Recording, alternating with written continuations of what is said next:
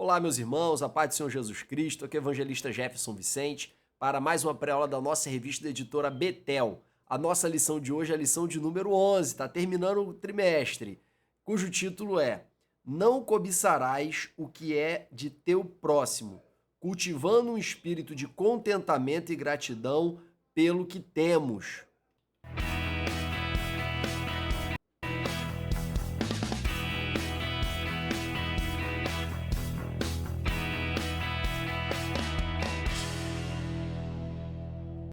Vamos então, irmãos, começar a nossa exposição de hoje. Irmãos, hoje eu vou focar muito mesmo no conteúdo complementar, tá? Vocês vão ver que a aula hoje vai ser bem menor, então vamos que vamos, porque eu sei que tem muito assunto interessante para a gente abordar aqui com vocês hoje. Em primeiro lugar, eu gostaria de destacar com vocês o texto bíblico, né? Não cobiçarás, aí vem os itens, tá? A casa do teu próximo. Então, primeiro é a casa. Depois, a mulher do teu próximo. Naquele tempo, a mulher era vista como uma propriedade do marido. Tá? O marido, ele, no momento que ele casava com a mulher, ele tinha que dar um dote para ela, tinha que dar presentes para ela. Esses presentes ficavam com os pais dela, e aquilo ali é meio que uma garantia, caso ele a repudiasse, de que ela teria um patrimônio no futuro. Foi o que Jacó fez para casar com Lia e com Raquel. Só que depois Labão se apropriou do que seria o dote delas e por isso elas ficaram muito revoltadas com o pai no momento de ir embora, que elas não levaram nada consigo. E é por isso até que Raquel levou os ídolos de Labão consigo, porque naquela época quem tinha os ídolos era aquela pessoa que foi designada para ser o herdeiro. Então ela queria os ídolos porque quando o pai morresse ela queria reivindicar a sua herança, ela queria reivindicar o seu patrimônio. Então, a mulher era vista como uma propriedade, mas não uma propriedade no sentido absoluto, tá? Não uma propriedade no sentido de uma escrava ou algo do gênero. Mas ela não era vista como objeto, ela era vista como uma pessoa, mas uma pessoa que pertencia ao marido. Não é como uma casa, não é como um animal, tá? Mas é parecido, tá bom? Se você ler os textos antigos, você fica com essa sensação.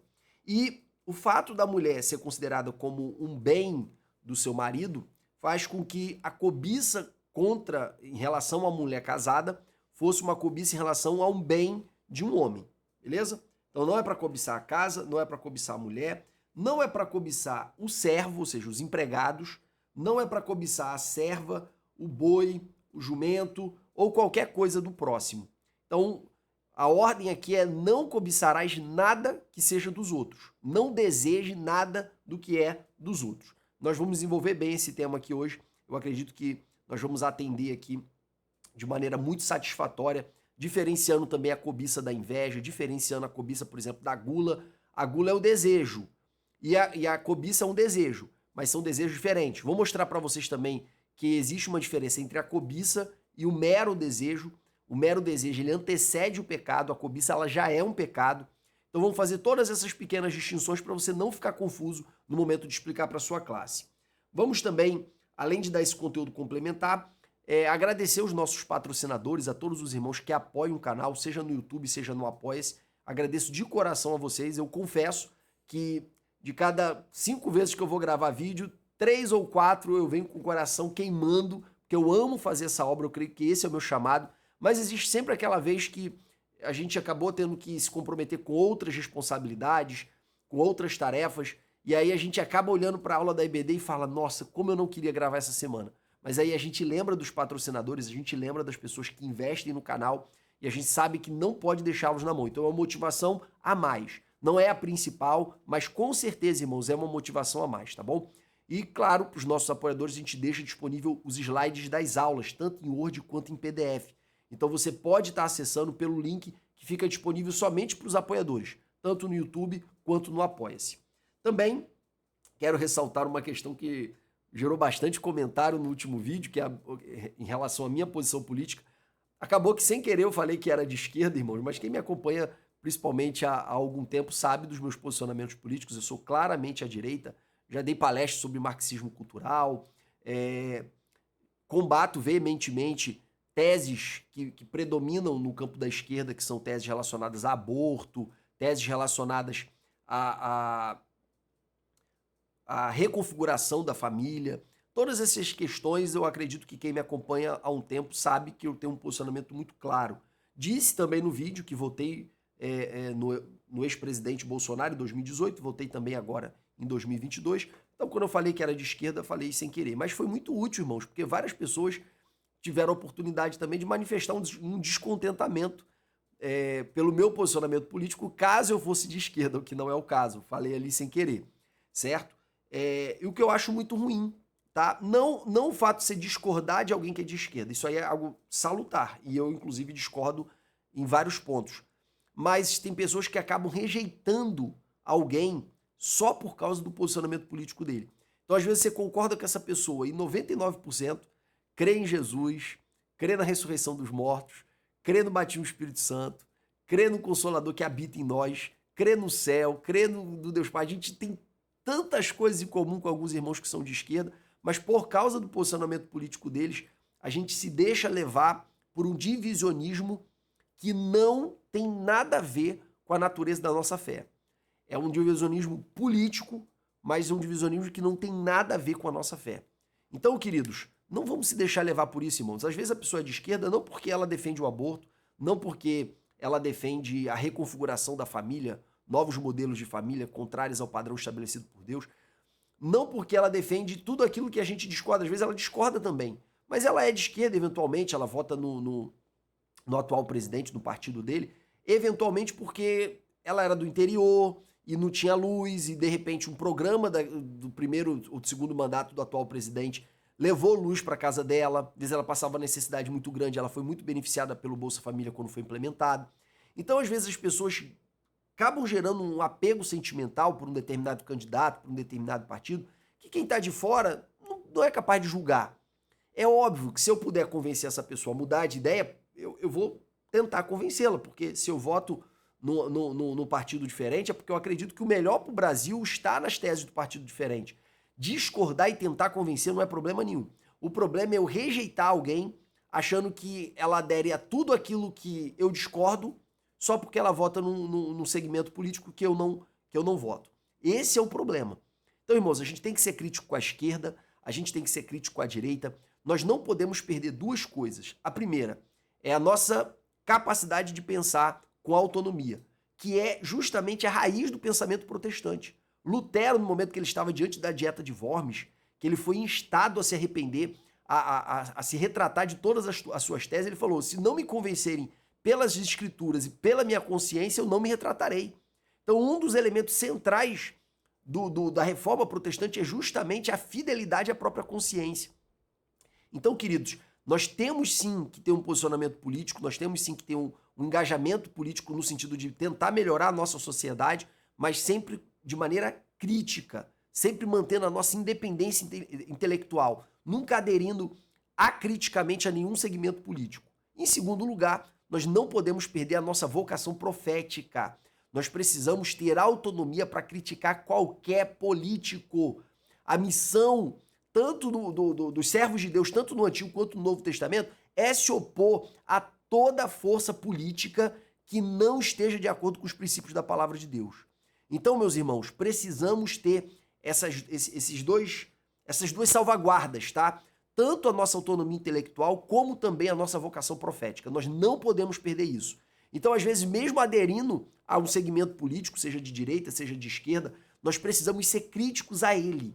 Nós precisamos ser críticos ao lado oposto, porque se acreditamos que estamos do lado certo, é porque o lado oposto está errado. Mas também devemos ser críticos ao nosso próprio lado. Segundo ponto, quero agradecer as palavras de incentivo de alguns irmãos que, sendo de direita ou de esquerda, apoiaram o que eu falei e dizer que eu também não recrimino os irmãos que divergem de alguém que seja de esquerda, porque eu mesmo divirjo, tá? Mas sempre sem colocar esse tema direita e esquerda acima do tema ser irmão ou não ser irmão, tá? Eu não posso achar que só porque é alguém de esquerda que deixou de ser meu irmão, porque às vezes a pessoa é de esquerda e nem aderiu todas as pautas contra as quais eu discordo, tá? Então, precisamos colocar isso de maneira muito clara. E o último ponto, para finalizar esse tema político que ficou remanescente da última aula, é em relação a respeito às autoridades. Irmãos, se a autoridade é de direita, eu tenho que respeitar. Se a autoridade é de esquerda, eu tenho que respeitar. Se a autoridade é de direita, eu tenho que me submeter, se a autoridade é de esquerda, eu tenho que me submeter. Quando Paulo disse para a igreja de Roma que ela deveria ser submissa às autoridades, o imperador da época, salvo engano, era Cláudio ou Calígula. Irmãos, todos os imperadores romanos eram iníquos, eram pessoas perversas, cruéis, sanguinárias, e mesmo assim Paulo mandou ser submisso a eles. Então, irmãos, quem somos nós hoje para dizer, bom, Paulo mandou ser submisso aos romanos, mas é porque Paulo não conhecia os políticos de hoje. Meu irmão, pelo amor de Deus, né? Pelo amor de Deus. Então, seja um político de direita, seja um político de esquerda, nós precisamos ter senso crítico, nós precisamos ter vocação profética, mas nunca devemos deixar de ser respeitosos, nunca devemos deixar de ser submisso às autoridades, porque todas elas foram constituídas por Deus, tá bom? Claro que isso tem algumas nuances, mas não é objeto da aula de hoje. Então vamos avançar, vamos tratar do que realmente importa, que é o conteúdo relacionado à cobiça, que é esse pecado tão ruim, tão maléfico e tão silencioso. Ele é mais perigoso, todo pecado silencioso, irmãos, ele é mais perigoso do que os pecados que estão aí para todo mundo ver, tá bom? Mas antes de começarmos a falar sobre esse tópico, o primeiro tópico, a cobiça e os seus males, eu gostaria de pedir para você curtir esse vídeo, para você compartilhar esse vídeo, você que acompanha o nosso canal e se sente abençoado por esse conteúdo que nós divulgamos, ajude a levar esse conteúdo a mais pessoas. Curtindo o vídeo, você mostra para o YouTube que o vídeo é relevante e compartilhando, você ajuda a novas pessoas que ainda nunca assistiram os nossos vídeos a aderirem, a assistirem e também serem abençoados, tá bom? Vamos então falar sobre esse tema, a cobiça e os seus males. Primeira coisa que eu gostaria de distinguir aqui para vocês, irmãos, é a diferença entre desejo e cobiça. Irmãos, desejo não é pecado. A mera concupiscência em si não é pecado. Vamos ler, para ficar mais claro, lá em Tiago, capítulo 1, versículo 14 e 15. Vou colocar aqui bem grande para vocês, tá bom? Mas cada um é tentado quando é atraído e engodado pela sua própria concupiscência. Concupiscência aqui, o termo é sinônimo de desejo, tá bom? Cada um é engodado, cada um é atraído pelos seus desejos. Depois, havendo a concupiscência concebido, dá à luz o pecado. E o pecado, sendo consumado, gera a morte. Então observa bem aqui a distinção, tá? Primeiro vem o desejo. Quando o desejo é concebido, ele gera o pecado, ou seja, quando o desejo é realizado, ele gera o pecado. E o pecado, por sua vez, consumado, gera a morte. Porque aquela alma que pecar, essa certamente morrerá. É assim que está escrito. Então, queridos, o desejo, ele antecede o pecado. O desejo em si não é pecado. O desejo mau, o desejo inclinado para o pecado, por exemplo, o desejo de praticar um adultério, o desejo de praticar uma fornicação, o desejo de comer mais do que pode, do que deveria, esses desejos todos, eles antecedem o pecado porque só é pecado quando o desejo é realizado. No entanto, a concupiscência, ela não é esse desejo aqui. Ela é algo além, ela é um passo além. Ela é o desejo não freado. Ela é o desejo alimentado. Por exemplo, como eu falei na aula sobre o adultério, o camarada fez espontaneamente, sem nenhuma voluntariedade, ele projetou o seu olhar para uma mulher. E ele, sendo casado, olhou para essa mulher de maneira espontânea. Ele pode, irmãos, acabar, desviar o olhar, parar de focar nela. Ele pode continuar olhando para ela, intensificando esse instinto do desejo, e ele depois pode ainda ficar imaginando coisas com ela. O primeiro olhar, ainda que ele tenha ficado atraído, ele não praticou pecado nenhum. O segundo olhar, que é o olhar cobiçoso, que é o olhar em que você intensifica o seu desejo, porque estranhamente o ser humano ele é assim, ele consegue sentir prazer e intensificar o próprio desejo. É uma peculiaridade da humanidade. Ao ficar estendendo o olhar, alimentando, reforçando o seu próprio desejo e gerando estranhamente um leve prazer nisso, em sentir mais desejo, ele já entrou na cobiça. Por quê? Porque a cobiça não é o mero desejo que antecede o pecado. A cobiça é um desejo alimentado, intensificado. E, por fim, ele tem também a possibilidade de idealizar o contato com essa mulher na sua mente, e aí, nesse caso, ele está adulterando, ele pecou com ela no seu coração. Então, primeiro vem o simples desejo, depois vem a cobiça, que já é pecado, e depois vem o adultério na mente, vem adultério no coração. Deu para entender a diferença? Então esse mero desejo aí, que antecede o pecado, ele não é pecado, por óbvio. Agora, como ele é um desejo para algo errado, você consegue imaginar que Adão tinha um desejo inclinado para algo de errado? Claro que não, porque ele foi feito à imagem e semelhança de Deus. E Deus não é tentado para o mal. Então Adão não era capaz de desejar o que era errado, espontaneamente, porque ele foi feito à imagem e semelhança de Deus. É igual um leão que acorda de manhã com o desejo de comer vegetais. Isso não vai acontecer. Da mesma forma, Adão e Eva. Eles nasceram com a identidade, com os atributos morais de Deus. E ao nascerem assim, eles eram inclinados espontaneamente para fazer o que Deus faria se estivesse no lugar deles naquela circunstância. Porque eles eram semelhantes a Deus. Então, o desejo do homem não caído era sempre para o bem. Por outro lado, o desejo do homem caído pode ser para o bem, mas também pode ser para o mal. E esse desejo para o mal, ele é um indicativo de uma natureza caída, mas não necessariamente de um pecado. Isso, eu preciso que isso fique claro para vocês entenderem essa minha afirmação. Só que para ficar mais claro ainda, eu queria fazer uma distinção para vocês não confundirem. Pecado-atitude, que é o pecado realizado, que é o desejo realizado. Pecado raiz, que é o sentimento pecaminoso que está dentro do nosso coração, que gera o pecado-atitude. E o pecado natureza. O pecado natureza, irmãos, é essa inclinação para desejar o que é errado. Então essa inclinação que a gente chama de pecado original, depravação total, natureza caída, é o pecado natureza. O pecado realizado, o desejo realizado é o pecado atitude, e os sentimentos que geram pecados atitudes, a gente chama de pecado raiz, tá bom? Feita essa distinção, essa mera concupiscência anterior ao pecado é um sintoma de que eu sou caído, do pecado natureza, mas ainda não é o pecado atitude. E a concupiscência, Jefferson, ela já é um pecado, tá? Ela já é um pecado. Concupiscência não, perdão. A cobiça. A cobiça já é um pecado, porque ela é o desejo intensificado. Ela é o desejo desenfreado, porque ninguém pôs freio a ele. Então esse desejo desenfreado, esse desejo que a gente libera no nosso coração para ele crescer, é a cobiça. Então é pecado.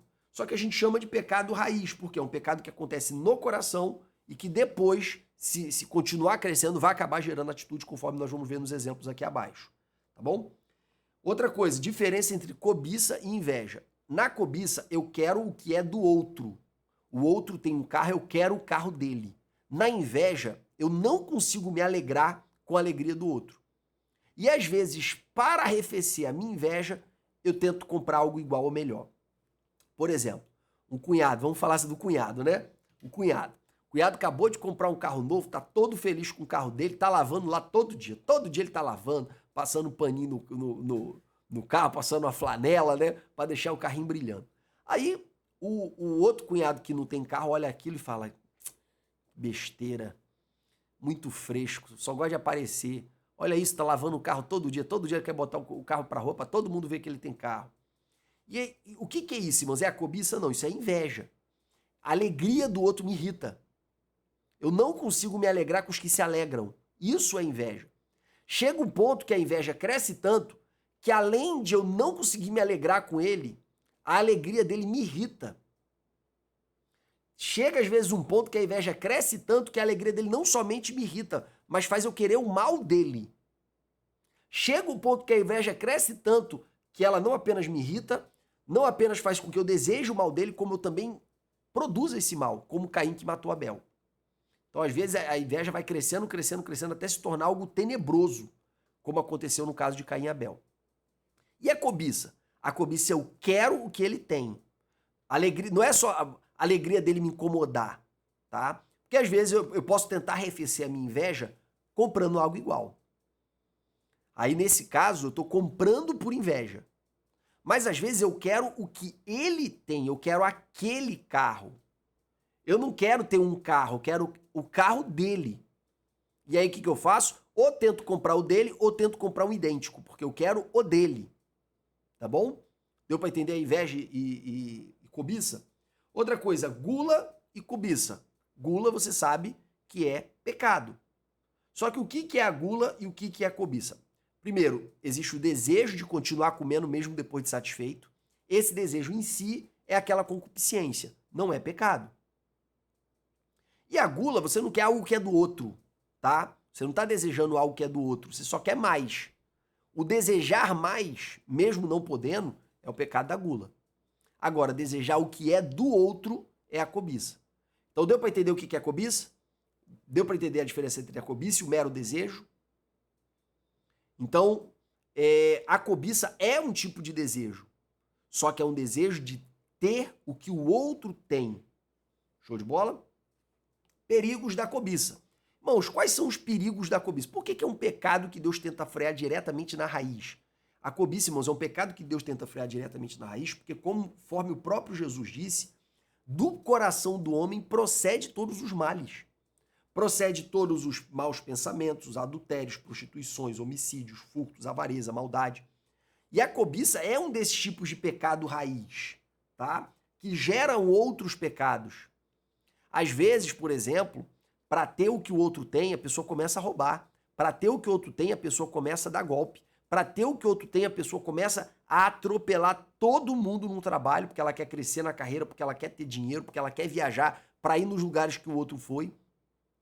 E aí, para alcançar a saciedade de sua cobiça, que é ter o que o outro tem, o que o cunhado tem, o que o irmão tem, para ter o que o parente tem, para ter o que o amigo tem, ele atropela todo mundo no trabalho dele com o objetivo de alcançar isso tudo que a cobiça dele almeja. Então, se a gente não trata o pecado na sua raiz, ele vai se exteriorizar de uma forma má, perversa. Ele vai se exteriorizar de uma forma má e perversa. Por isso que Jesus tenta combater o pecado na raiz. Vamos ver alguns exemplos? Eva.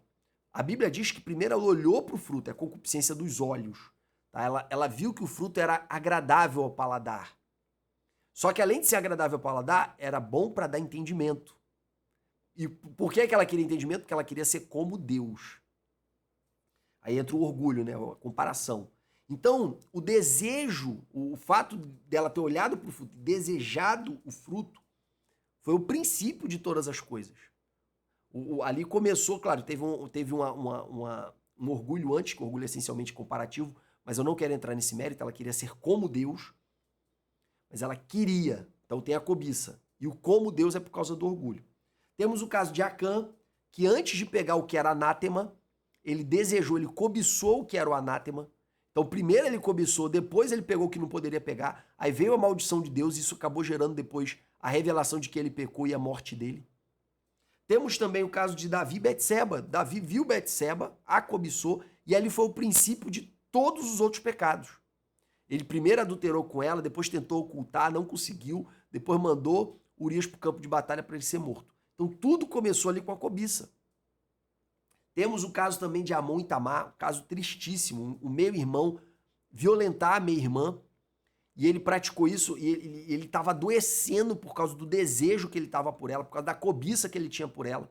E ele se deixou levar, ele se entregou de tal modo para essa cobiça, que ele tramou de uma maneira muito ardilosa, muito perversa, para ter a ocasião de abusar da irmã, no caso a meia-irmã, né?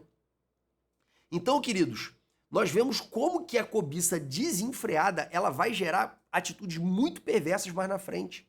Nós temos o caso de Acabe, que desejou a vinha de Nabote. Só que aqui, irmãos, nós temos um diferencial, né? No caso de Nabote e Acabe, Acabe desejou a vinha e exteriorizou sua tristeza para Jezabel. Jezabel foi lá e, usando de falso testemunho, promoveu a morte de Nabote. E Acabe, que deveria ter recriminado a sua esposa, porque ele não articulou com ela a morte de Nabote, mas ele deveria ter recriminado a sua esposa. Ao invés de fazer isso, ele ficou felizinho, porque ela satisfez a cobiça do coração dele. Então, essa adesão posterior que fez com que o juízo de Deus contra Jezabel alcançasse a vida dele também. Se ele tivesse recriminado Jezabel, ele não teria sido alvo do juízo de Deus como ele foi. Mas a cobiça impediu ele de recriminar. E aí, irmãos, nós temos aqui alguns exemplos bíblicos de como a cobiça ela é um pecado raiz que lá na frente pode gerar pecados, atitude tenebrosos, perversos. É por isso que a cobiça ela não pode ser tolerada de nenhuma maneira. Quando começa a surgir um desejo pecaminoso no coração, nós temos que combatê-lo. E aí tem várias formas de combater um desejo pecaminoso, né, irmãos? Se autoconvencendo de que aquilo é errado, se autoconvencendo de que aquele desejo é perverso, é mau, deixando de pensar no assunto, desviando o olhar. Existem várias maneiras da gente combater esses desejos maus que surgem no nosso coração e que a gente não pode deixar ele crescer. Tem que acabar com ele na sua raiz. E eu quero continuar falando para vocês sobre esses assuntos, mas antes gostaria de pedir para você comentar esse vídeo. Se você está aqui até agora, é porque esse vídeo está abençoando sua vida. Dá uma pausa no vídeo, faz um comentário aí rapidamente. Eu tenho certeza que você vai ajudar bastante a gerar engajamento nesse vídeo. Vamos continuar. O juízo de Deus contra a cobiça. A Bíblia fala claramente para a gente mortificar a nossa carne e mostra como uma das obras da nossa carne a vil concupiscência. Aqui ele não está falando do mero desejo, ele está falando do desejo mal, da cobiça, de querer o que é do outro, ou de querer algo exageradamente, como é o caso da gula. Essa expressão vil concupiscência são todas as formas de desejo que deixaram de ser um mero desejo e se tornaram um desejo pecaminoso, como é o caso da gula e da cobiça. Temos também, irmãos, exemplos de pecados relacionados à cobiça nos nossos dias, principalmente na área das redes sociais. Irmãos, as redes sociais, elas não criaram nada novo na humanidade. A humanidade sempre foi cobiçosa, sempre foi invejosa, sempre foi orgulhosa de ficar se comparando, sempre existiu. Só que a rede social exponenciou isso à 10ª potência. Por quê? Porque antes, para você saber como é que tá a vida de alguém, você tinha que esbarrar por ela, passar por ela. Hoje, meu irmão, tu sabe como é que tá a vida de todo mundo sem nem passar perto. Então, a exposição à vida do outro fez com que isso gerasse dentro do ser humano muito mais cobiça, muito mais inveja, muito mais orgulho. Então, precisamos vigiar, tá? Formas de cobiça manifestadas nos dias de hoje, com muita abundância, o adultério no coração, isso já tratamos, então não vou desenvolver, não vou falar de pornografia, não vou falar de adultério no pensamento, todos esses assuntos nós já abordamos no Não Adulterarás. Mas existe muita gente, irmãos, que vê a família do outro e fica desejando ter a família do outro. É isso mesmo, desejando ter a família do outro. E é interessante que na rede social, irmãos, todo mundo se apresenta como bem-sucedido. A pessoa só posta a foto dos seus melhores momentos. E às vezes nem são momentos felizes de verdade, né? Mas na hora da foto todo mundo sorri, parece que é uma família super feliz. Quem está do outro lado fica com maior inveja ou com maior cobiça de ter uma família como aquela. Quando, na verdade, quem está tirando a foto está cheio de problema também. Mas as pessoas são pecadoras, então elas se deixam levar por essas aparências e acabam desejando ter algo que nem o outro que está postando a foto tem. Felizmente. Desejam ter o sucesso, o carro, a casa, o emprego do outro. Ficam desejosos de ter o que o outro tem. Outro fator também, ó, que é ter a vida que o outro tem. Às vezes vê o outro postando viagem, postando jantares, ou estilo de vida. E aí quer ser igual. Isso acontece muito com artistas. Às vezes as pessoas querem imitar, querem emular a vida do artista. Sendo que você não tem chance nenhuma de emular a vida de seu ninguém, né? Vamos combinar.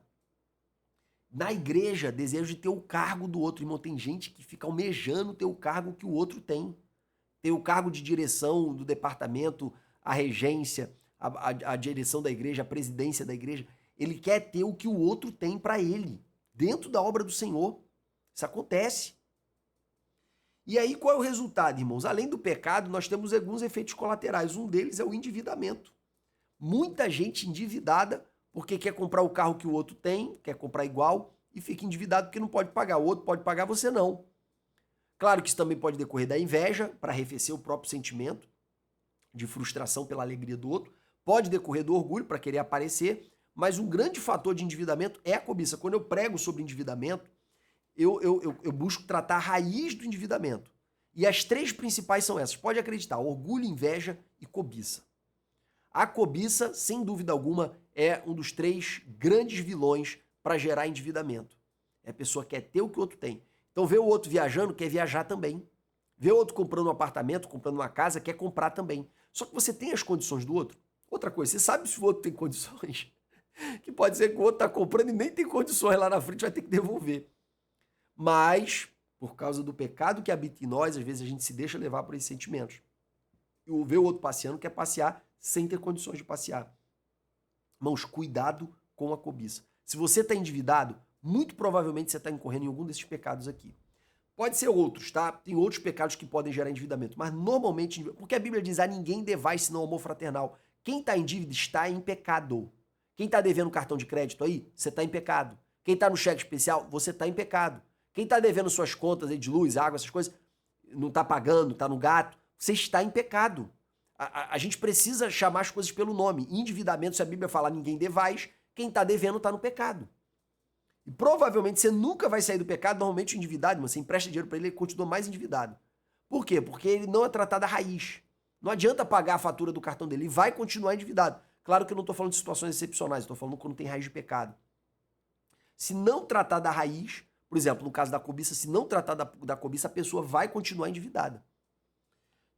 Outra coisa relacionada à cobiça é a ganância e a ambição. O que é a diferença, irmãos, entre ganância e ambição? A ganância é sempre querer mais. É aquela pessoa insaciável. É aquela pessoa que não tem contentamento. Já a ambição é ter objetivos elevados. Às vezes a gente utiliza a palavra ambição no sentido negativo, justamente porque, na maioria das vezes, o ambicioso ele também é ganancioso. Ele sempre quer mais e mais e mais. E querer mais e mais e mais é, de uma certa maneira, ser ambicioso. Por exemplo, ele quer ser gerente, ele chega a gerente, ele quer ser diretor, ele chega a diretor, ele quer ser o CEO. Enfim, ele quer sempre estar crescendo. Isso é ambição. Só que por que ele quer sempre estar crescendo? Porque ele nunca está satisfeito? Ou porque ele tem sonhos grandes? Se é porque ele tem sonhos grandes, ambição no sentido positivo, é ambição sem ganância. Agora, se ele quer sempre estar um passo além porque ele nunca está satisfeito com o que ele tem, aí nesse caso é porque ele é ganancioso. É possível ser ambicioso sem ser ganancioso? Sim, mas é raro. A maioria das pessoas que são ambiciosas é porque elas também são gananciosas, porque elas querem mais e mais e mais e mais e mais. É igual a sanguessuga, ela quer mais e mais e mais, ela nunca está satisfeita. Então, queridos, precisamos ser ambiciosos, podemos ser ambiciosos, melhor dizendo, sim, desde que não sejamos gananciosos. E como que se faz isso? Tendo sonhos elevados, mas sempre permeados por contentamento.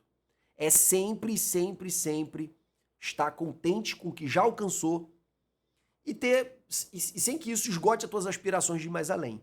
Não é fácil, irmãos, não é fácil. Eu acredito que 98% das pessoas ambiciosas também são gananciosas. Não estão satisfeitas. Não posso perder muito tempo aqui, irmãos, mas eu só quero te dar um direcionamento para a tua ambição, que é a ambição que Jesus te orientou a ter. Jesus te orientou a querer ser grande no reino, mas é no reino. Qual reino? O reino milenar de Cristo, onde cada um vai receber o seu galardão, cada um vai receber sua recompensa. Hoje de manhã eu estava lendo o livro de Lucas, a parábola de Jesus que fala do homem que foi buscar um reino em outro lugar. Isso era normal na época, tá? Principalmente no período do Império Romano. Por exemplo, Herodes, ele foi para Roma ser coroado rei, depois ele voltou rei. E essa parábola Jesus conta mais ou menos nesse sentido. Por quê? Porque ele iria ser coroado rei aonde? Nos céus. E depois ele ia voltar para estabelecer o seu reino. E ele pegou 10 minas, cada mina equivale a 100 denários, denário era o salário diário de um trabalhador, então cada mina daquela valiam 100 diárias de trabalho, quer dizer, um bom dinheiro, e deu para os seus empregados. Quando ele retornou já coroado rei, o que ele fez? Ele consultou para ver o que aconteceu com cada um. Um multiplicou de 1 para 10. E ele falou, então governa sobre 10 cidades. O outro multiplicou de 1 para 5. E o que ele falou? Governa sobre 5 cidades. O outro escondeu.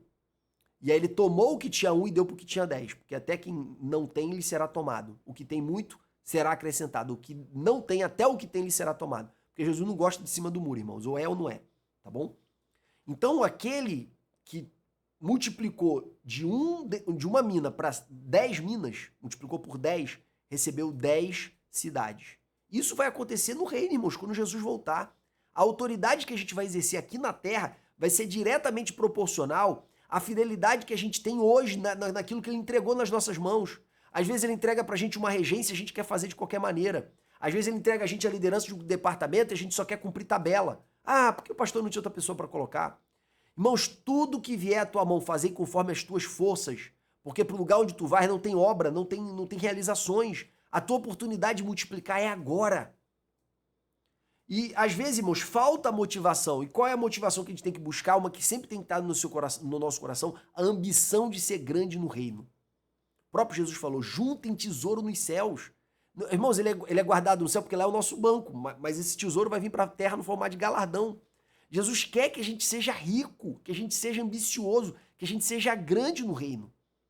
Então, às vezes, tem um instinto de grandeza no nosso coração que a gente confunde, que a gente quer abafar porque confunde ele com cobiça. Não, a gente tem que direcionar esse instinto de grandeza para a direção correta. Nós somos filhos do rei, irmãos. Nós somos, irmãos, coroa da criação. Nós somos pessoas que foram criadas para a glória de Deus, para ser a família de Deus, para compartilharmos a natureza de Cristo. Existe algo de grandioso que tem dentro da nossa alma. E por causa da dificuldade de projetar esse sentimento de grandiosidade porque é certo, a gente projeta às vezes porque é errado. Então, às vezes, a gente se entrega às vãs concupiscências, às vãs ambições, que nada mais são do que projeções de ganância, porque a gente não direciona o nosso coração para a direção correta, de querer ser grande no reino, de querer viver coisas extraordinárias no reino. E o reino é real, ele vai ser estabelecido aqui nessa terra. Ele vai ser estabelecido. E eu não sei por que a gente prega tão pouco sobre isso, se isso era um tema principal das mensagens de Jesus. Inclusive até o evangelho do reino. Quando eu leio os livros de teologia sistemática, eu fiquei assim, meu Deus, por que a gente fala tão pouco sobre isso? Deve ser porque os livros de teologia sistemática pentecostais não abordam esse assunto. Aí quando eu vou lá, no estudo do milênio, todos falam que a gente vai reinar na terra. Todos os livros de teologia sistemática pentecostais falam sobre isso. Mas enfim, é um tema negligenciado, né? Então precisamos projetar esse nosso desejo de grandeza porque é correto ser grande no reino. Porque quando a gente quer ser grande no reino, a gente está disposto a ser o menor hoje. A gente está disposto a ser o servo hoje. A gente não projeta a nossa ambição para as coisas desse mundo, de querer ser os primeiros. A gente se contenta em ser os últimos. Amém? Então vamos projetar a nossa ambição para a direção correta. Segundo, os antídotos para a cobiça. Se você tem um coração cobiçoso, você está desejando algo que não é para ser seu, você tem que combater isso. O primeiro é tentar frear os pensamentos cobiçosos, mas às vezes você se entrega. Às vezes ele cresceu demais e você não foi capaz de contê-lo.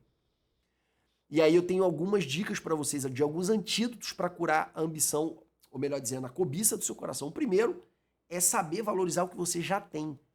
Às vezes, irmãos, a gente fica querendo mais e mais e mais porque a gente ainda não aprendeu a valorizar o que a gente tem. A gente não aprendeu a entender que a gente já tem muito mais do que a maioria das pessoas. Do que a maioria. Às vezes a gente quer um carro novo com afã, com desejo, com a intensidade que não se justifica pelo fato de a gente já ter um carro bom. O carro leva a gente para cima, leva a gente para baixo, leva a gente para todo canto, atende às nossas necessidades. Enquanto muita gente não tem carro. E a gente não sabe valorizar, às vezes, o carro que a gente já tem. Outra coisa, saber ter contentamento. Contentamento, irmãos, é saber valorizar o que você já tem e saber se satisfazer com o que você já tem. Saber curtir o que você já tem. Saber desfrutar do que você já tem. Paulo fala isso, que a piedade com contentamento ela é uma bênção. Mas tem alguns que, por não terem contentamento, eles sempre querem mais. Sempre querem mais. Sempre querem mais. Estão sempre cobiçosos de coisas a mais. E a principal fonte de cobiça do ser humano é dinheiro, é riqueza. E aí, quem quer ser rico cai em diversas armadilhas de Satanás. Porque o amor, o dinheiro é a raiz de todas as espécies de males. Quer dizer, tu pode cair em todo tipo de pecado por causa do amor ao dinheiro. Jefferson, a gente não tem que almejar ser rico, isso é errado. Irmão, se o teu objetivo primário for ser rico, é errado, porque está escrito isso.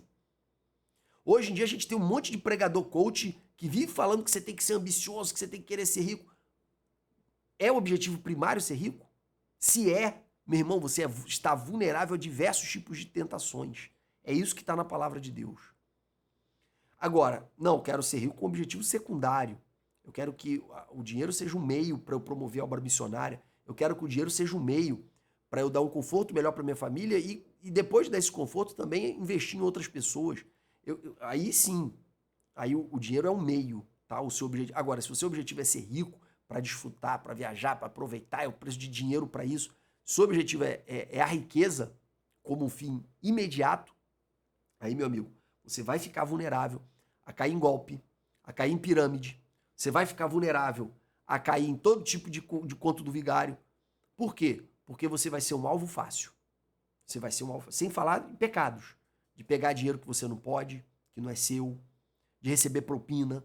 Você vai ficar vulnerável a tudo isso por causa do amor ao dinheiro, tá bom? Então, temos que ter contentamento. Contentamento, quando você aprende a se alegrar com o que você já conquistou. Às vezes eu estou em casa orando com os meus filhos, eu estou feliz. Eu falo, meu Deus, eu tenho 3 filhas, tenho uma esposa, tenho uma casinha. E Deus é tão bom, tão maravilhoso, me deu a oportunidade de ter tudo isso.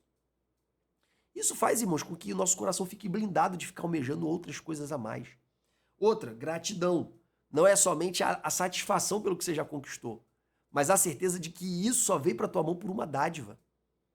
Só veio para tua mão por uma dádiva. Então a gratidão também é um excelente antídoto contra a cobiça de sempre querer mais e mais e mais, querer o que os outros têm. Outra coisa é morrer para si mesmo. Eu não vejo nenhum discípulo de Jesus querendo ser rico. Eu vejo todos eles vivendo de acordo com o que Paulo falou em Gálatas 2. Vivo não mais eu, mas Cristo vive em mim. Então, irmãos, às vezes a gente está cobiçando um monte de coisa porque a gente ainda está muito vivo. Quando você morre, e aí você já não vive mais para si mesmo, mas Cristo vive através de você, quase todas essas cobiças aí que a gente cai, elas morrem também. E por fim, projetar o nosso instinto de grandeza naquilo que realmente precisa ser o alvo dele, que é o reino. Isso eu já disse antes, não vou repetir agora. Amém, meus irmãos? Que Deus abençoe a tua vida, que Deus abençoe a tua aula e que esse sentimento morra no teu coração em nome de Jesus e que você possa também, através da palavra de Deus, usar a palavra como instrumento para a destruição de fortalezas, para esse pecado que é tão inconsciente, as pessoas têm e não percebem que tem. E por causa de deixá-lo ali intocado, por não percebê-lo, incorrem no futuro em diversos pecados, atitudes medonhos, porque não trataram o pecado na raiz. Bem, que Deus possa te usar para tratar esse pecado na raiz em nome de Jesus.